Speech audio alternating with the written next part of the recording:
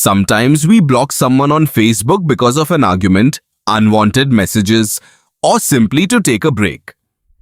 If you've changed your mind and want to reconnect, Facebook makes it easy to unblock a person. The process only takes a few moments, and you can do it directly from the Facebook mobile app on both Android and iPhone. Start by opening the Facebook app and logging into your account if you're not already signed in. Once you're on the home screen, tap the menu icon. Android users will find it in the top right corner, while iPhone users can find it in the bottom right corner. Scroll down and tap Settings and Privacy, then select Settings from the list of options. Next, scroll until you reach the Audience and Visibility section. Here, tap Blocking to open your blocked list.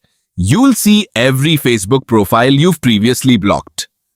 Take a moment to find the person you want to unblock. When you locate their profile, tap the Unblock button beside their name.